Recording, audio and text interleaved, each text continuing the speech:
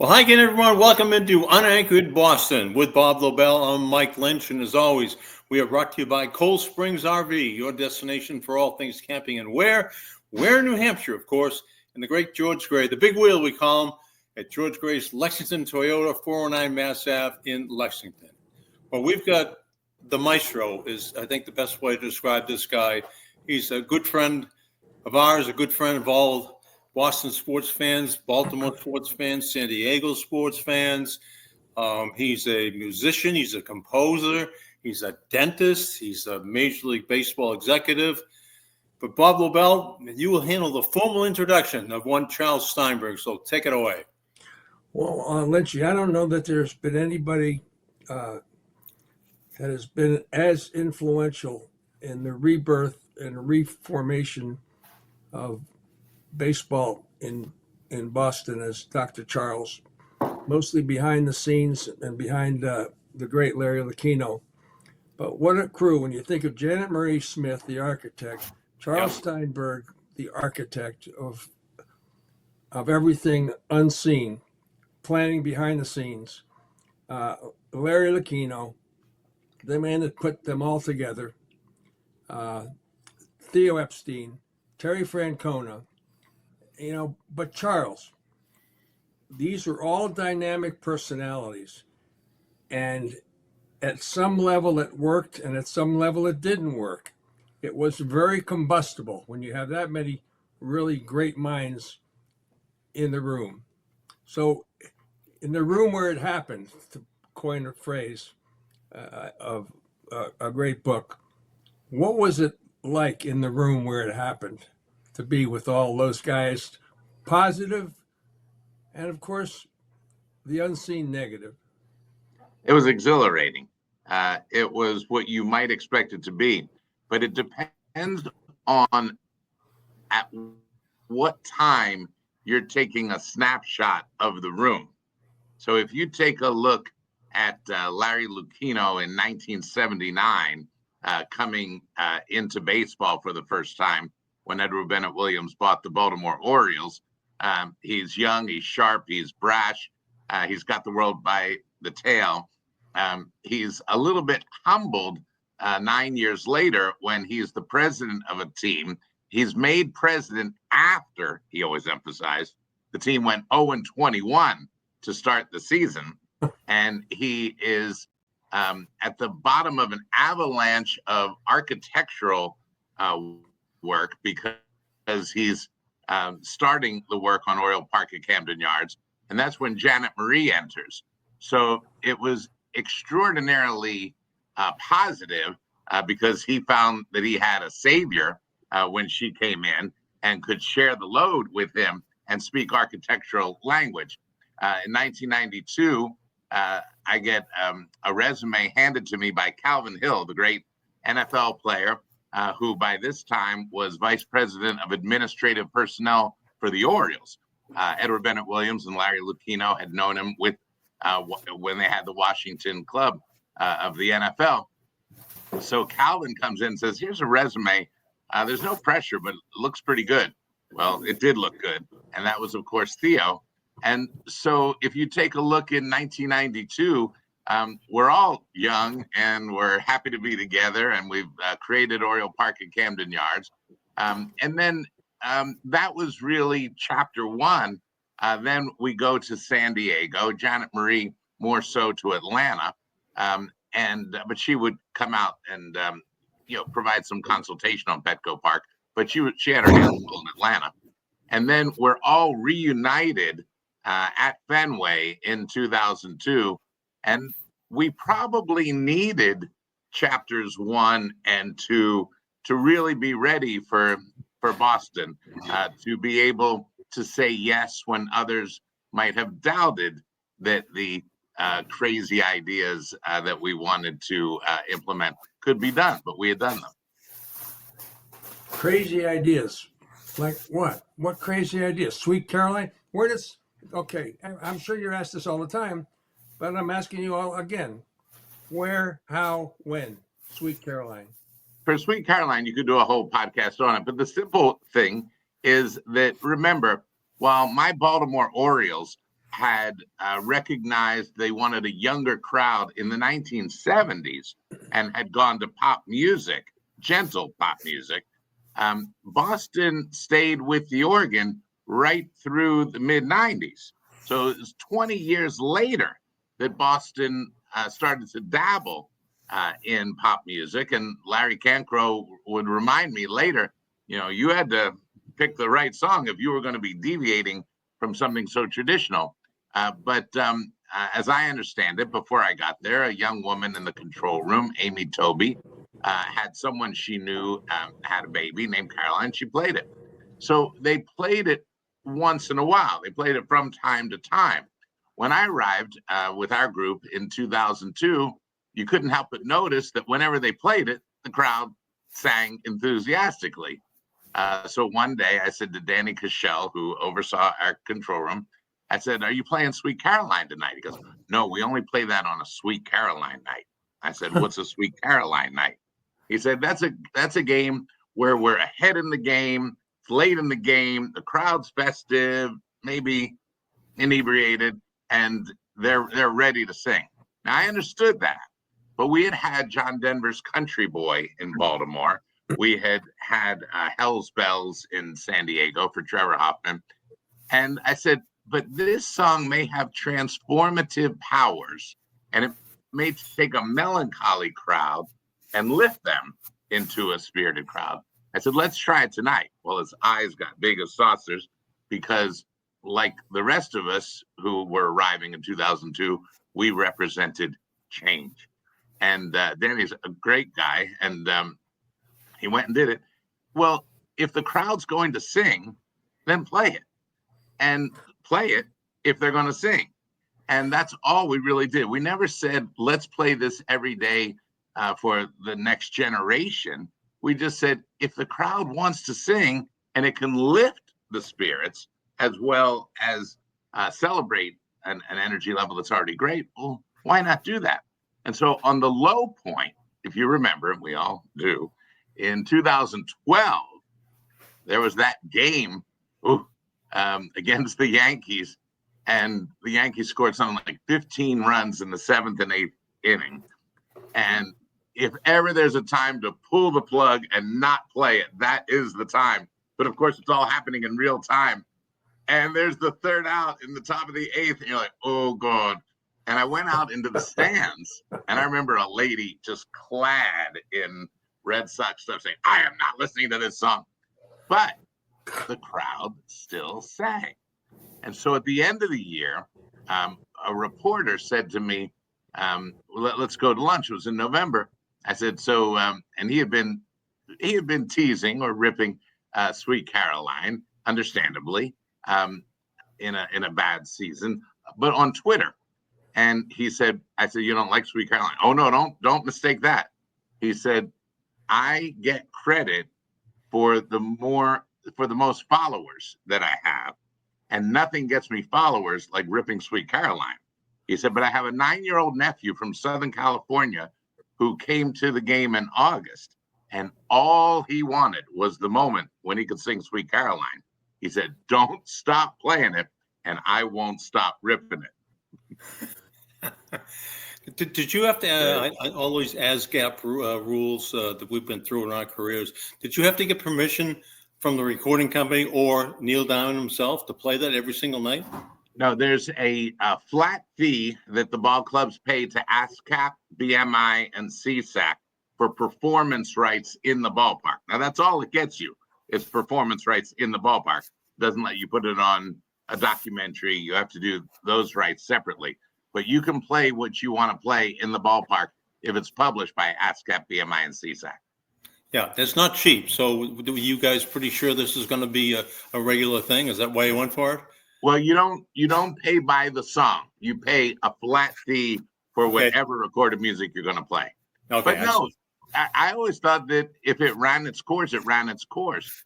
In Baltimore, we thought Country Boy was kind of done, and we got away from it. And then it was the closing of Memorial Stadium, and you just felt like people wanted it back. And we brought it back, as we do with Sweet Caroline, in the middle of the 8th rather than the 7th. And the crowd went nuts, and Country Boy's been back with the Orioles ever since. Charles, I'm going to give you go ahead. I was just saying, there's a soundtrack to games, and I love music, and it's a part of me. But I think whether you notice it or don't notice it, you still feel it. And when you have songs, they become memories of happiness because you heard them at the ball game. And if you can imprint on fans at the ball game some songs in this happy, joyous occasion, they've come from all over the world to come to Fenway Park. Or for us in Worcester, they're coming from all over the country to Polar Park. Well, if you can then hear that song back in your civilian life, you go, oh, that reminds me of. And I mean, look at what happens when you hear Fenway, when you hear Sweet Caroline in any establishment. We have a great dialogue with Neil Diamond and his wife, and I'll shoot video of Sweet Caroline being sung in the most random places, but all over the world. And I was still going, like the Energizer Bunny.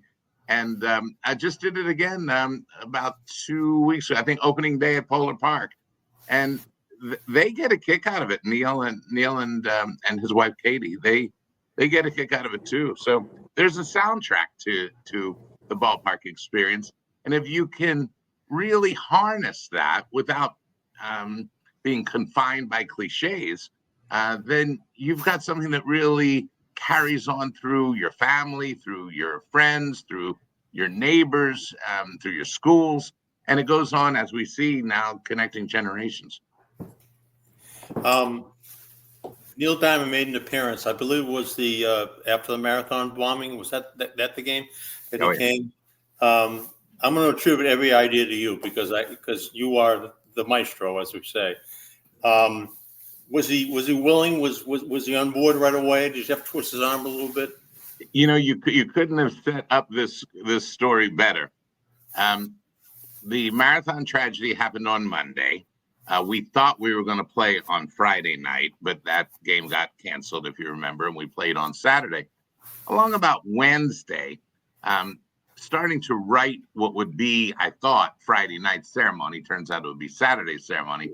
And, collaborating with Sarah McKenna, who's still going at it at the Red Sox, one of the premier logisticians that you'll ever find, most resourceful person in the world. But together we would creatively collaborate. The thought crossed my mind, do you invite Neil Diamond to this? And I nixed my own idea without saying a word. No, this is not something you have Neil Diamond come to. This is more a community convocation. So no, we didn't invite Neil. And we went into Saturday morning rehearsing a very serious ceremony whose levity we predicted would come from having David Ortiz speak. And there was spirited conversation. As one colleague said, Dr. Childs, you have David Ortiz speak, he's liable to drop an F-bomb. I said, you think so? Oh, I know so. So we were more shocked than we were surprised. But we're headed down to do the ceremony. There's no Neil Diamond. We're headed down to do the ceremony, and I'm walking past the switchboard, and two colleagues walked by the switchboard, one holding a yellow Post-it and said, Neil Diamond just called. He's at Logan. You need to call him. Like, what? So I later checked my phone at 12:43 p.m. before a 1 p.m. beginning to the ceremony. I called Katie Diamond, and I said, hi, it's Charles from the Red Sox. I said, you're at Logan? She goes, yes. I said, do you need a car? No, we have a car. I said, we'll come to the players' lot and I'll have someone greet you. I had to go to the field. So I figured maybe John Henry invited him. Maybe Tom Werner, who knows everybody in the industry, maybe he invited him. So I stick my head in Lucchino's office as I'm about to walk down to the field. I said, did you invite Neil Diamond? He goes, what? What are you talking about? Oh, sorry, never mind. Forget I even asked. So we start the ceremony, and I just figured John or Tom must have done it. Well, we finished the ceremony, and everybody knows how that ceremony went. So I walk over to John and Tom and Linda, and they're expressing their gratitude for a ceremony that was well received. I said, "Did you invite Neil Diamond?" And they went, "Neil Diamond?" And Tom Warner said, "Where is he?" I said, "He's in your suite. Well, let's go." So we go in there, and I said, I'd met him before, and I said, "It's wonderful to see you, but why are you here? Or what made you come?" And he said, "I was watching this week how ballparks across the country were using Sweet Caroline to express their sympathies, condolences, and compassion to Boston. And I just thought I really had to be here." I said, "Well, do you want to sing?" He goes, "I don't know. I just thought I should be here." I said, "Well, how about if we get you a hot mic and you can introduce the song?" Because I didn't have, and this would be what Sarah McKenna would do beautifully. You would normally have a monitor on the field so that he could hear himself sing, Right. Because what you're going to hear out of the speakers is delayed. So Sarah came in, we got him the hot mic, and the first time I knew that he was going to sing was when he sang. And to me, the fact that it's off from his 1968 self is part of the real beautiful authenticity of the whole day. But I said, "So are you still recording these days?" He goes, "Yeah, I was in the studio yesterday." I said, "Oh, New York?" He goes, "No, LA." I said, "You were in LA yesterday?" He goes, "No, I was in LA today." They flew at 4:30 in the morning. Wow. In LA to land at 9:30, which was really 12:30, and they called Fenway. They called the switchboard. Happy for you to have my cell number. But they called the switchboard, and it was absolutely unplanned, a total surprise. Thank you for giving me the credit, but I actually had the thought that this is not a time for fancy Broadway shenanigans. Let's all be together. But what he did by coming and arriving spontaneously, you couldn't have asked that. Now there's a postscript that I have to tell you. We had wanted him the year before on Fenway's 100th anniversary, and he couldn't come. Now, what he had that's more important than Fenway's 100th anniversary, we would joke about. And we had Caroline Kennedy throw out a first pitch, as her great-grandfather had done, Honeyfitz had done on April 20th of 1912. So we played Sweet Caroline that day on the 100th anniversary, and we showed Caroline singing, but fine. Well, on the marathon ceremony day, we were near the end, and I said, and Neil's wife said, "This was just a wonderful day. It was a wonderful way to celebrate our anniversary." I said, "Today's your wedding anniversary?" She said, "Yeah." I said, "Which one?" She goes, "Our first. April 20th, 2013 was the 1-year anniversary of their marriage, April 20th, 2012. The reason he couldn't come to Fenway's 100th, he was getting married." Pretty good excuse. This is amazing. This is so entertaining. I know Charles up in the PA booth at that day. Yes, you were. Yes. Yeah. I got a note. I got a little note saying that Neil Diamond is in the house. Don't say anything.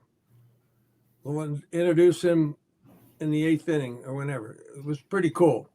But then I called Barnacle. I texted Barnacle and said, "Guess what? Neil Diamond's in the house." He says, "You know what? I've been sitting with him for 3 innings." So, typical Barnacle, right? Barnacle probably got him to show up in the first place. He's behind everything. But if you go on YouTube and you watch the entire pregame ceremony, you have the whole game. And there he is, and there is your voice as you welcome him. And then you watch the awkward Kansas City Royals who don't quite know what to do. I know. It was amazing. They had it was a little bit longer than the normal between inning break. 6-minute delay in the innings. Remember that? it was like usually the innings like quick to turn over. There was like a 6-minute delay. The Royals had to stand by and watch. And Daniel Nava did his part, hit that He 3-run did. home And run. Nava We had went what big 3-run 4-3. home run in that game. Yeah. So yes, that is, you are on the PA at Fenway for that historic game. And then Sarah McKenna fired me for some unknown reason. She's tough. She's tough. It's all right. We all make mistakes. What was the biggest challenge of all the opening day great performances? Which one was the biggest challenge to pull off? I'll have to think about whether it was the challenge, but the one that you have to circle was opening day 2005, the first celebration of a world championship for us, and for all of us of this age.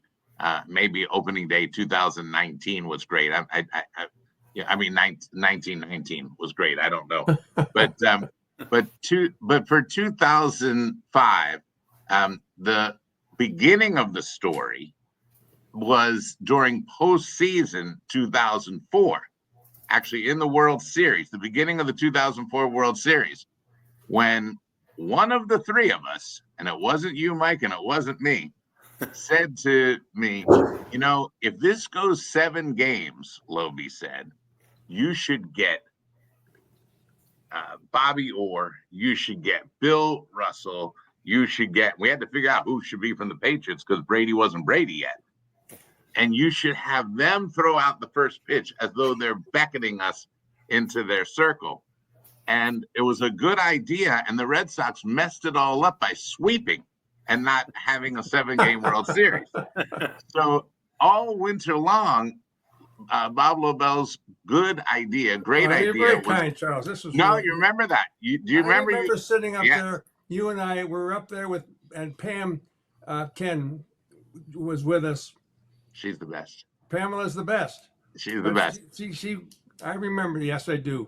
Yes, you did. And so that idea marinated all winter long, and there was drama in pulling that off. But that was the end point, the ceremony of first pitch.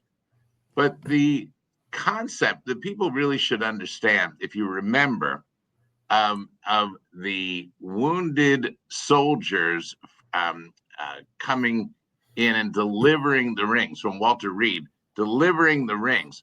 Let's go back to the origin of that story. Now, watch this story that's going to feature Lucchino and Tom Werner.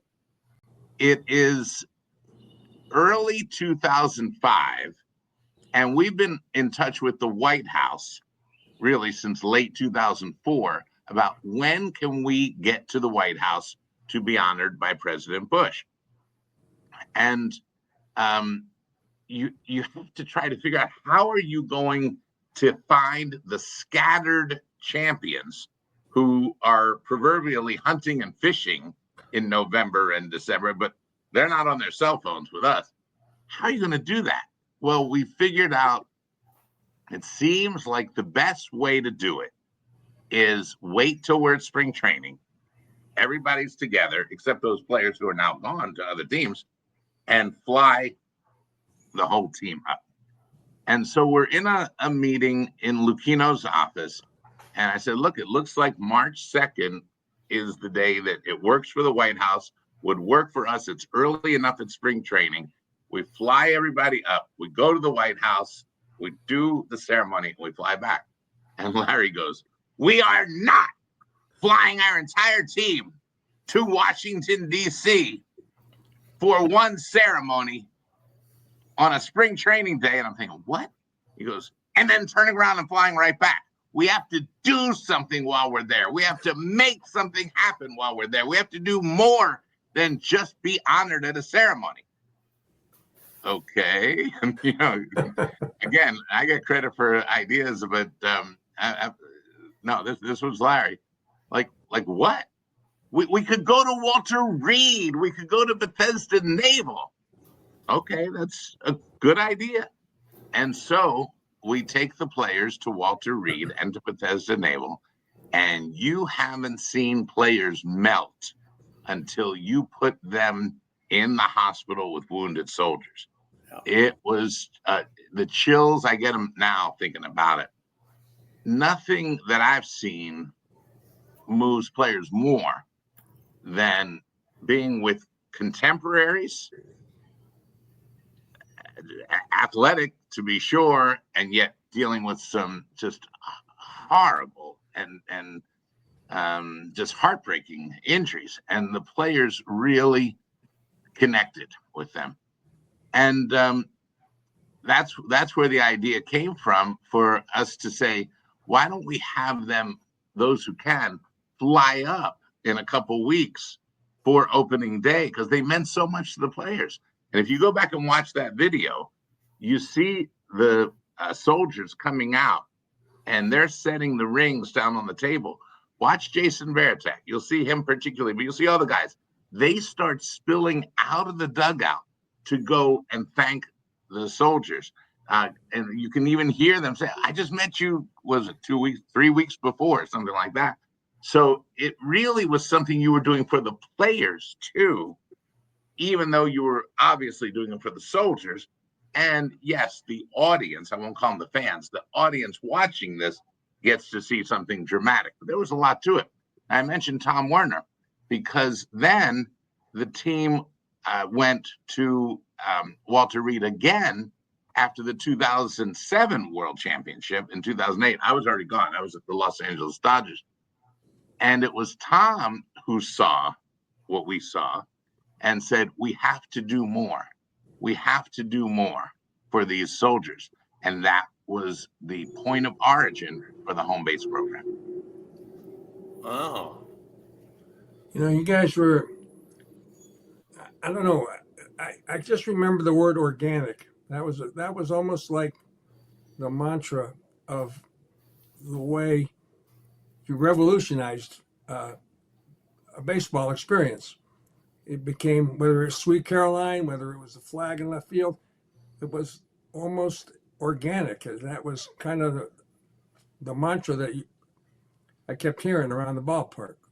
What I did feel, I thank you, but what I felt like we did have to do was break some false walls that existed when we joined the organization. You didn't have this camaraderie between the players and the front office, between the players and the media, between the media and the front office. It seemed a bit walled off. You remember that red line in the clubhouse? Do not cross the line. We know who put it there too. So once you started breaking the barriers and reminding people that these are not robots in uniform, but they are guys in their 20s and 30s with wives and kids. When you can humanize them, I don't even know if I like that word because it makes us seem like they're not. If you can reveal how human they really are, then you start to feel a connection, I think, to them that's much more of a brotherhood and sisterhood. I mean, everybody felt like they knew Trot Nixon. Everybody felt like they knew Jason Varitek. Everybody knew Johnny Damon, and that's why Fever Pitch's timing was really helpful because unbelievable. It was so much more a true story than a piece of Hollywood fiction. So what you saw with that opening day in 2005, my favorite moment of opening day 2005 was, of course, the one moment we had nothing to do with that we didn't script at all. And that was, out comes Mariano Rivera. Right. Electrically, all realizes to applaud him. And his smile was the key to that moment. Yeah. That was the connection. Yep, absolutely right.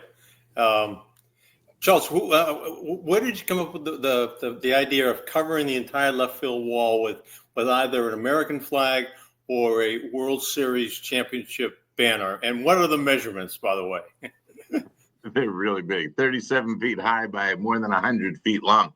So we're with the San Diego Padres, all right, before we come to Boston, as you know. And Sam Kennedy is young there, and Theo is young there. And Larry and I know that we're going to Boston But Sam and Theo are still, I'll call it intentionally, the property of the San Diego Padres.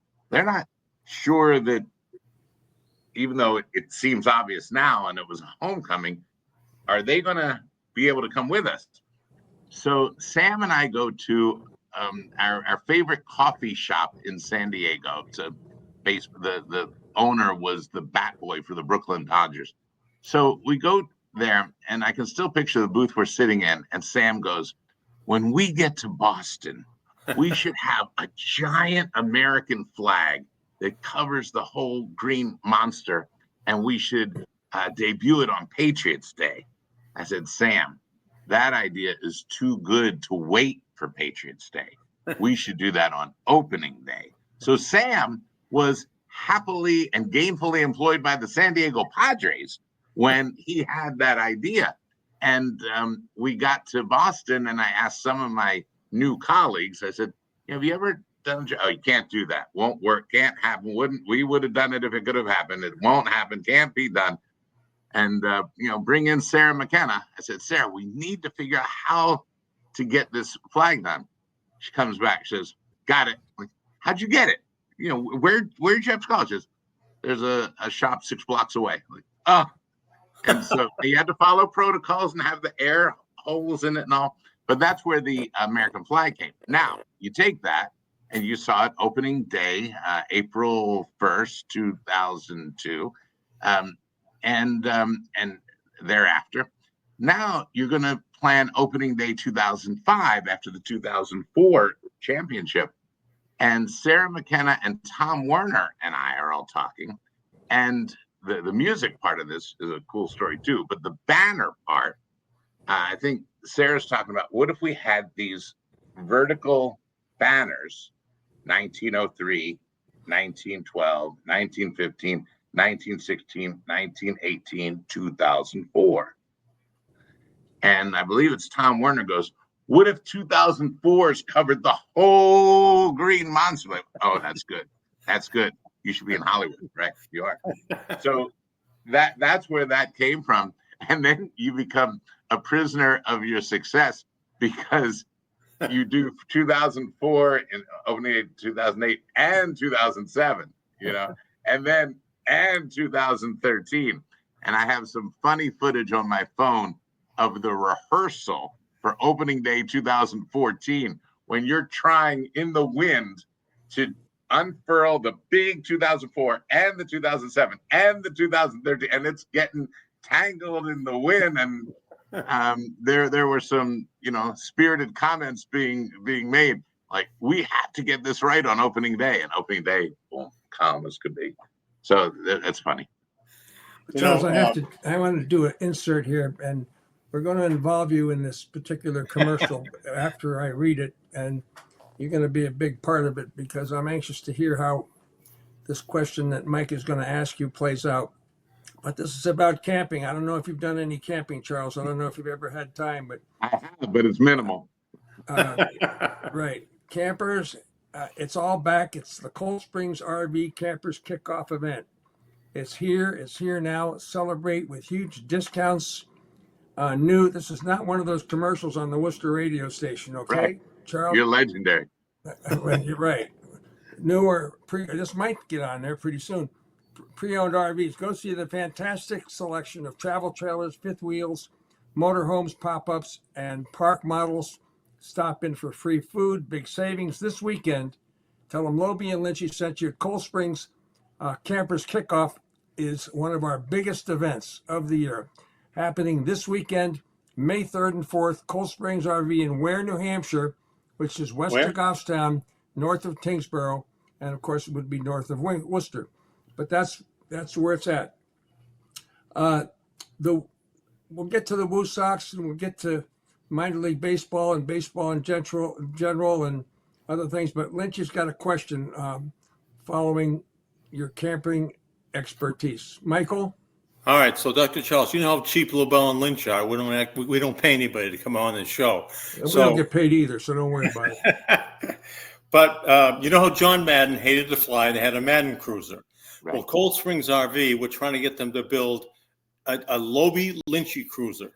Big, that you can drive across country, okay? And you have it for 1 week, Charles. You get to drive from Worcester to the West Coast. We'll fly you back. The caveat is you have to pick one person, male, female, alive or deceased, past or present, ride shotgun. Somebody like you'd like to have a conversation with for 7 days right across country. Who would that be?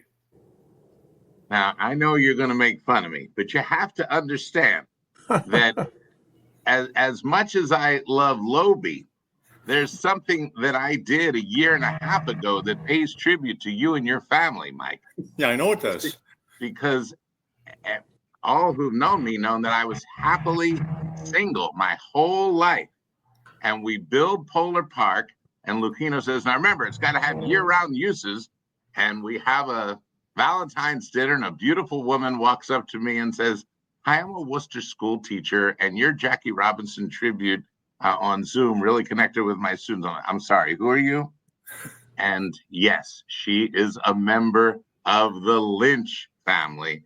Yes. And so who but my beautiful bride of 1.5 years could I want to ride across the country with? And then if she still likes me after that, then we know it's real. She's beautiful. I can't believe how good looking come from a Lynch. Oh, beautiful woman, Mary beautiful Ellen, family. that's a different story, but The Worcester Lynches, and they related. I mean, you all had to come over from Ireland around at the same time. Sure. Yeah. But she's from a family of educators. Her dad is one of 8 siblings. 6 of the 8 have been educators. Kara, my wife, is an educator. Her brother, basketball coach and head of the math department at Worcester Tech. And 4 of her uncles were the hockey coaches of the Worcester high schools at the same time. Is that right? Wow. Like Burncoat, Doherty, Yeah. North, South. Yeah. Now, one was, I think, maybe over in one of the boroughs at the same time. But yeah. And so her grandmother would go to the game and have to watch 2 of her sons going at it. Yeah. But so I have a newfound love for the Lynch family. The Lynches. Well, welcome to the family. We're really proud to have you in. Lobel is not allowed. Only Dr. Charles. I'm an honorary Irishman. That's right. and again, Hey, let me ask you this thing. It almost became, and we're always trying to get scoops, and who was gonna walk out of the left field wall was always the biggest mystery we never could crack. And how did you keep it such a secret? And how did you decide who was it going to be? I think that Sarah McKenna and I would agree that the best way we kept it secret was we probably waited till way past the last minute to get it done. People always thought we had things done, months in advance, weeks in advance. Participants would say, can I see a copy of the script? You could if it were written. We got so accomplished that things sometimes happened late. But it wasn't ever intentional that we say, oh my gosh, no one tell anybody. It was just more the fever that you get to as you get closer to opening day. You're there all day. You're there into the night. You're getting, dinner brought in. All the ambassadors are there. We're there till 11, 12 o'clock every night getting ready. So sometimes it was just the after hours rehearsals. Yes, when we would rehearse with a PA mic, we might not say the name because it's going out all over Kenmore Square. Right. But it wasn't something out of the Nixonian White House. But you look behind the flag, and sometimes you'd see 4 sets of feet. One time with the Patriots, you saw about 25 pairs of feet out there. And when they came up, when the Patriots came out, and every single one of them had a baseball in their hand, were you fearful that one of the regular members of the Red Sox might, be looking this way, but here comes, at the throw? Because these guys probably had no idea who they were throwing to. We would joke about it for sure, but we knew you never bet against your Red Sox players. They're going to be fine, and you would watch them pair up, and it's very teenage, Okay, I got you, and then you let it fly. But as I think about it, we would get closer and closer. I would get nervous I was usually not nervous when we were creating a ceremony. I was nervous 2 days before or a day before when we're locked in to the people we have, except for one thing. They're not in Boston yet. They're arriving in many cases on that day.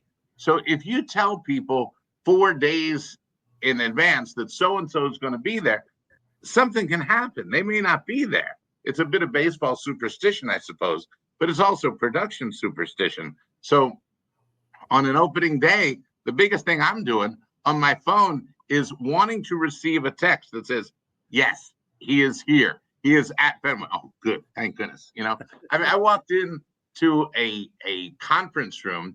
Turns out we were using it as a holding area for the Patriots.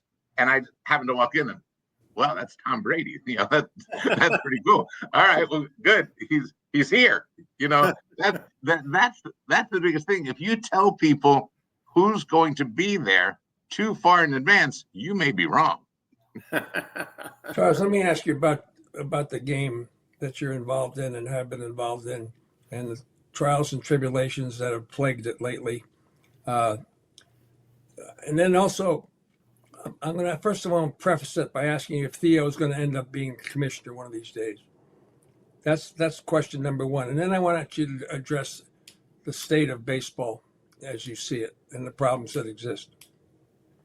Well, I think I knew back 30 years ago that Theo had the kind of mind that could really be who baseball needs, what baseball needs. There may be others too, but boy, I would never bet against him. He may not want to do it. That's up to him.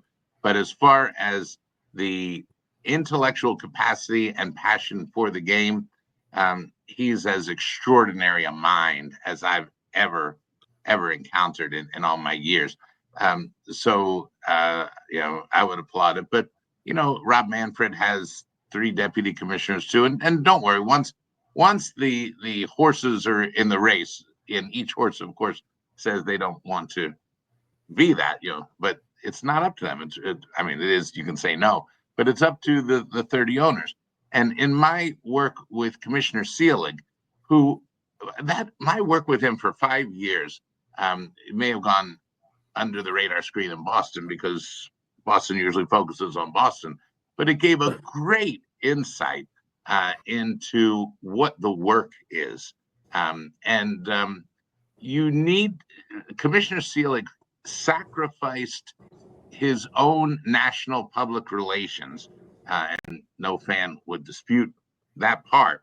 But I saw that it was an intentional sacrifice in order to do what he needed to do for the 30 owners and to advance the game. And he did that. So now you look at the game and you say, on a great day, on a good game, we've had some wonderful games already in Worcester at Polar Park. Wait till you see Roman Anthony. Wait till you see Marcelo Meyer. They're the kind that you stop what you're doing and you watch. There have been some just wonderful moments. What we see is as long as you keep the price affordable to families, long pause, parents want to bring their kids to the ballgame. We are drawing families, we are drawing children to Polar Park in numbers that are just inspiring. And the 4-year-olds and the 7-year-olds and the 12-year-olds and the 15-year-olds and the 17-year-olds, they're loving baseball and they're coming to the game. We try to take away any excuse that you would have for not coming to the game. If it's Friday night, we're going to give you fireworks. Fine. Now, maybe you're going to get the 11-year-old daughter who isn't playing softball that seriously yet, but she wants to come because it's Taylor Swift fireworks. Well, you come to the game, you have a good time, you like your chicken tenders, and you meet not one mascot, not 2 mascots, not 3, but 4. There's a story there. And you find, okay, I want to go again. Well, what we just did the other night was we gave in to what the kids want. and everybody 12 and under got free chicken tenders. Now, you're not making a fortune that night, but oh my God, the kids that we had. It was school vacation week. And our public address announcer, he's no Bob Lobel, but he's a wonderful guy, Ben DeCastro. He ad-libs. He says, kids, what do you think of school vacation week? And you just heard that great sound of children. And he goes, now, parents, what do you think of school vacation week? You hear, so, there are children in our market, and parents want to give them a night out, a day out. They want that, but you've got to make it so easy, so possible, so accessible, so affordable. You know, one of our wonderful colleagues, Steve Oliveira, was at the Red Sox. He was in marketing of the Red Sox, and he works with us. And he's got 3 little ones. And he sat down and explained to all of us exactly what goes into the packing of the backpack when you're bringing the little ones to the game. You need a change of this, and you need a change of that, and you need a sandwich here, and this one is allergic, so you need this. And if you are regimented and say, nope, you can't bring that in, well, you're making it harder for the families to have the very day out or night out that we need them to have. All of us, and so many of the audience that you have talked to for generations, wax nostalgic about Fenway and the Red Sox. Yeah. You can only find Fenway and the Red Sox to be nostalgic if it reminds you of an earlier time. You must get the children to the ballpark in order for it to be nostalgic later. If they don't come early and they just come as adults, it's not nostalgic, it's historic. And that's nice too. But when you can make it nostalgic and it takes you back, that's what gives you the intergenerational perpetuation. So the game, I think, is still a great game. I like what has speeded up the game. I'll tell you this, that which we use in AAA, when the hitter can challenge or the pitcher can challenge, that's fun and fast, and you have to see it. It's that's a cool one. But you can quibble with whether you think there should be a runner on second in extra innings. You know, I'm not a big fan of that one, but I get it. It's fine. But the game is still great. What you need are parents who say, I want to take my kids out to the ball game. It's affordable, it's available, it's accessible. It conforms to my children's lifestyle rather than pretending that I'm going to conform to your regimented structures that may be outdated. So bring on the Savannah Bananas. Bring on. Well, I know it's an entertainment. It's like the Harlem Globetrotters, but stay true to the baseball. The baseball's great. Our front office is excited. We'll get back to a point that you're about to make. But tomorrow, Tuesday, after our staff meeting, Roman Anthony and Marcelo Meyer are just going to come in and talk to the whole front office about baseball. Just sit and talk. Now, remember, they're 20 and 22 years old. They're young guys. But we just want to talk about baseball with them. And if you can continue to put a log on that baseball fire and stop talking so much about bad words like dollar signs and agents and free, stop all that. Talk about the baseball. Then I think you'll find that the game still draws people to it, especially the children, if you cater to the children. It's always all about the children. But isn't that much more? And I hate to use the word minor leagues because that's not. You know what? It is what it is. That's what it is. You can call it minor league, except the most frequent criticism. Well, there were a lot, but one of the most frequent criticisms about Larry's and my career was, oh, they do things that are minor league at the Boston Red Sox now. Kid saying play ball. I say thank you. Break those barriers. That's my point. The point I'm trying to make is that your philosophy is, as in the Woo Sox, at that your philosophy and relationship with the fans and the team and the experience, and it is an experience, is different than this philosophy of the big club. So Well, the goals seem to be different. all I can tell you is when Be careful. when we introduced the Father's Day catch in San Diego, we were in San Diego. Nobody around the rest of the league cared what San Diego did. So now we know we can do it, and we bring that to Fenway. You would have thought before we did it that, again, we were from outer space. You can't go on the field. No one steps on the field. You're going to ruin Joe Mooney. And he was actually great because he and Lucchino were great, both being devoted to Edward Bennett Williams from Joe Mooney's days in the NFL with Washington. But he was good. But it was more the people say, you can't do that. Well, you can. And yes, we did break some long-held mores, but when we started that Father's Day catch in 2002, I'll never forget, the field was filled. Take a look at Stan Grossfeld's photos from that day. The field was filled. And there was a man who I remember was 86 years old with a New England face, with Grand Canyons on his face, with his 60-year-old son. He's 86, the son's 60. And he's got tears that are creating Colorado rivers down these Grand Canyons. And he says to me, "Was this your idea?" I said, "Yes, sir, it was." He said, "I never thought I'd live to see the day that I could play catch with my son on this field. Thank you." Yeah. Now, what's wrong with that? No, right. I mean, there's a lot right with that. Perfect. Absolutely perfect. Yeah, the no knock on any previous administrations, but no, can't, and won't were always the first words out of everybody's mouth. And look, there's a forgivable reason for that. They may not have known how to do it. Again, we had practiced. I was with the Baltimore Orioles 19 years. We were with the San Diego Padres 7 years. We had 26 years coming in. Larry and Janet Marie had built Camden Yards, Petco Park. Janet had converted Olympic Stadium to Turner Field.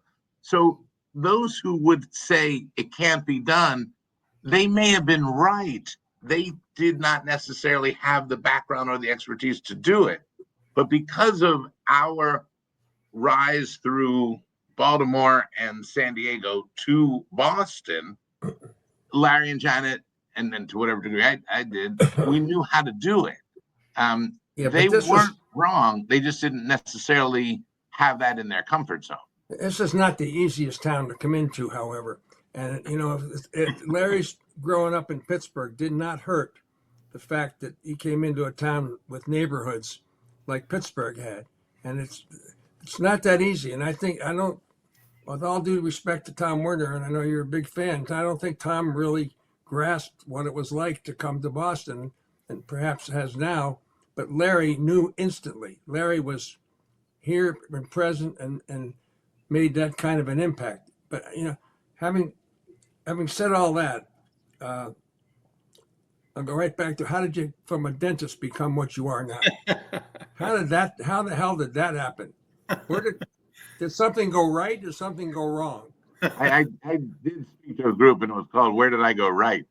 But let's remember that as a high school senior in Baltimore, my native Baltimore, going to Gilman School, same as Mark Shapiro, his brother David Shapiro. A lot of people in Boston know. One wonderful guy. We all went to Gilman, and Gilman knew that you were into your college by mid-April. And so to combat senior slump, all of May, you could do something in the community and the school would set you up with it. Now, my parents are gone now, but my dad was an orthodontist, and I thought I'd be a little bit daring and work for a pediatric dentist friend of his, Dr. Buddy Blumenthal. But then Chris Lambert, my colleague, who was a talented first baseman on the varsity baseball team, walked down the hall and said, "Hey, Charlie, I heard they'll let us work for the Orioles." I'm like, oh, I've got 1 month to do that. I've got my whole career had to be for dentistry. And so Chris and I got to work for free for the Orioles that 1 month. But Chris was afflicted with baseball talent. He had to go and be on the varsity baseball team every day. I, having no such talent, could give every waking hour to my Baltimore Orioles. So when the month was over, they said, you know, you did a good job moving those boxes of T-shirts around on T-shirt day. Could you help us the rest of the summer from time to time? I said, you bet. And so it continued. But then they said, can you come back next summer? I said, yes. They said, can you come back next summer? I said, yes. Can you come back next? I'm a little slow. I didn't know that it was going to keep going. I thought it was a 1-year extension, like the old 1-year contracts without a contract, minimum wage. And it just kept going while I'm going through University of Maryland, applying to dental school, get into dental school. Now I'm in dental school and I'm like, hey, I'll be the team dentist. And I proposed that to the Orioles and they said, yeah, our players know you, you know them, our front office knows you. And so I thought that was going to be my thing. I thought, all right, I'm going to parlay it. There's the Baltimore Orioles. There were the Baltimore Colts. There was Johns Hopkins lacrosse. I mean, we had a lot. This is what I'm going to do. But the work in the office was so fun that I thought, let's keep dentistry part-time while we see how far this whole baseball thing goes. And amazingly, it led me to Worcester, where you, Lobie, are on the radio every morning doing a commercial. I know that it's 7:32 or 8:32 or 6:32 when I hear you on WCRN AM. How about that? No, I don't know what to say. You're big. Where did the music come in? You're a composer. You're a great guitar player. When did you find time to learn how to play the guitar? When I was 5. No, that's said half in jest. So my dad was not only an orthodontist, my dad was a wonderful violinist. But when Beatlemania breaks out and you get to see the Beatles when you're 5, yeah, September 13th, 1964, at the Baltimore Civic Center, the violin is rather uncool at that time. And so you just want to be a Beatle. And the Beatles music became my hard drive, but then all music did. And I'm carrying my violin in 4th grade in 1968. It's not cool. Yeah. So I would play around on the guitar, but really the piano became my instrument. And along when I was about 17, I started writing songs, but they were really just to resolve sequential crushes on girls in Hebrew school. They weren't going to go anywhere, and so you end up writing a song about it. There are a lot of those. So the songwriting kept going, but then I started applying baseball lyrics. And once again, one day, I had written a song about baseball, and the owner of the San Diego Padres, John Moores, had us all to his house. He was doing a political fundraiser for a forthcoming governor, Gray Davis of California. And Larry and John are there. And Larry says, Charles, play one of your original songs for John. So I played a song called That's When I Fell in Love with Baseball. And John Moores, with his Houston accent, says, hey, buddy, that's damn good. He said, you really got something there. Now, Roland Heeman, legendary baseball executive, had heard that song when I was with the Orioles. Said, you got something there. You got something there. Well, you don't know whether what you're writing is any good. You're just expressing it. And the encouragement that I got along the way was much greater than the, cynical ninnies who just want to, put you down because that's the cooler thing they think to do.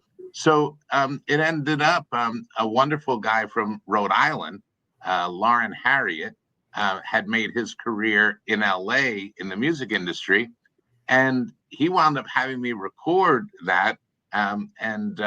the session musicians are the biggest names in the session musician industry. So, you hear James Taylor, but who's playing bass for James Taylor? Well, that was Lee Sklar. Well, there's Lee Sklar. I didn't necessarily know who these people were, and it's a good thing I didn't. But I'm performing my songs for them, and then they are taking them to the next level. Marilyn McCoo and Billy Davis Jr. recorded That's When I Fell in Love with Baseball. And we were off. And encouragement to an artist is really pivotal, because you don't know whether your art has appeal to others. You just know that it expresses how you feel.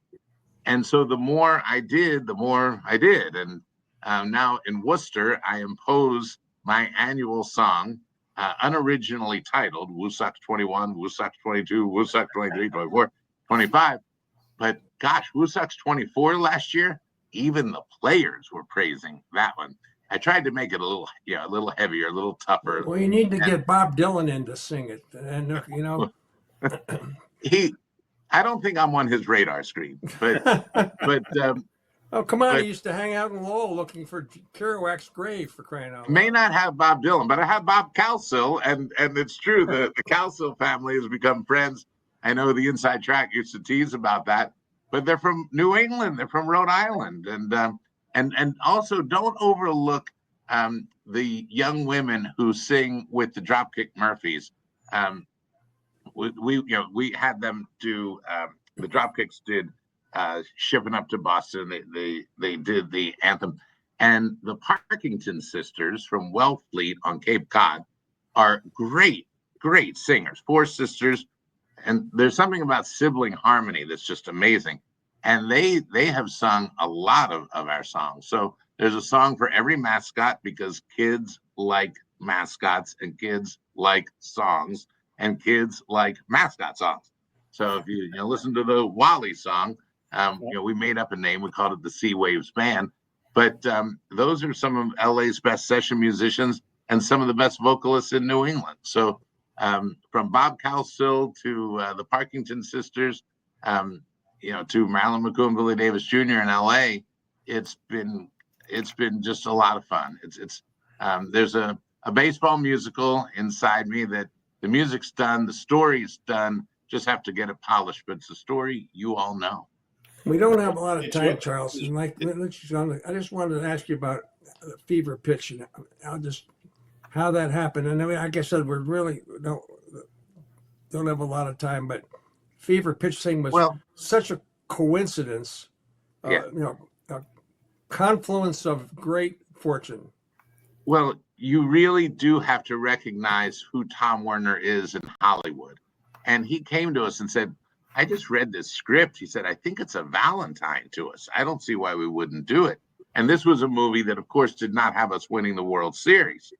So at above my pay grade, it gets green lighted. But we, in our area of the ball club, we're there to facilitate, to help, to make sure the Farrellys have what they need to keep the crowd after the game for certain scenes.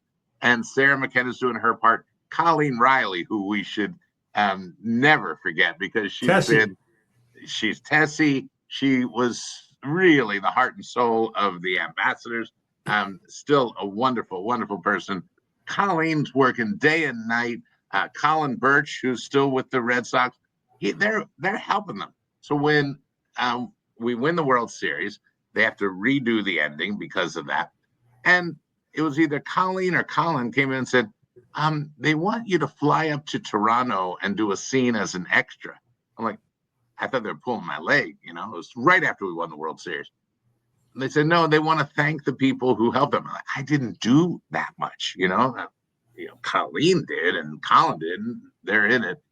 So I fly up to Toronto where they were shooting the interiors, and I'm with the Farrellys, and they're just thrilled. It's just a week after winning the World Series, and they just want to talk about the World Series, and they take a little moment, our action, and they're shooting a scene cut, and now they get back to talking about the World Series. I'm like, this is like imbalance. Shouldn't you be focusing on that? But they knew how to do what they knew how to do.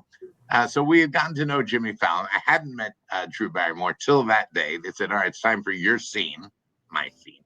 I'm with a bunch of real actors, poor things. They want their break, and I'm the one sitting and handing Drew her champagne. Yes, it was ginger ale.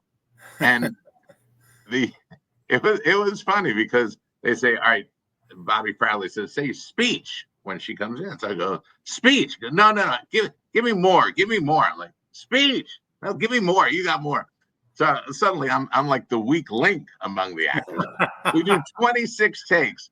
And Drew says afterwards, you were a really good acting partner. You're like, oh, that's a good day. We finish and they turn on the regular lights. It's a Friday night in Toronto. And they said, oh, Dr. Charles, how about if you pick the name out of a hat because it's a TGIF and they've got money in one hat and names in another. And it's a big room. And Steve Cops, I think his name was, cinematographer. And he's all the way over there. And with everything I have, I go, Spades. And Bobby Bradley says, I knew you had that in you. I knew you had that in you. That's what I was looking for. So my days in Hollywood were limited to one. Good. Well, Dr. Charles, this has been a fascinating conversation. I've always enjoyed being in your presence and just listening.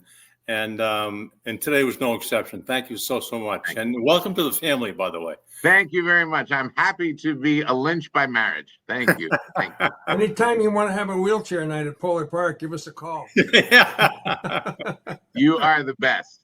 You both have contributed so much to Red Sox history. And I think none of us failed to realize that we were in an amazing historic era. Yeah. And I think that we're all the better for it. So thank you. Yep. Thanks, Charles. Appreciate it. Thank you very much. Hey, if you're thinking about a new vehicle, go where Lobel and Lynchy go. Go see our friend George Gray at George Gray's Lexington Toyota. We've been customers for years because we know that George Gray will treat you right. No tariff. Family-owned and operated dealership that we trust and you can trust as well. Go see the great George Gray, the big wheel we call him, who just celebrated Lexington's 250th anniversary of the short hair around the world. It's at George Gray's Lexington Toyota, 409 Mass Ave in Lexington. And I know George is going to love this episode right here. And thanks so much for your sponsorship. Here you go, Larry Lucchino, Charles. Larry Lucchino, one of the great. Even though he went to Princeton and didn't play for Harvard. No, don't get me started. All right, thanks again. Been in the news a lot lately. Perhaps you haven't noticed. All right, make sure you follow us on unanchoredboston.com. Bye, everybody. Thanks.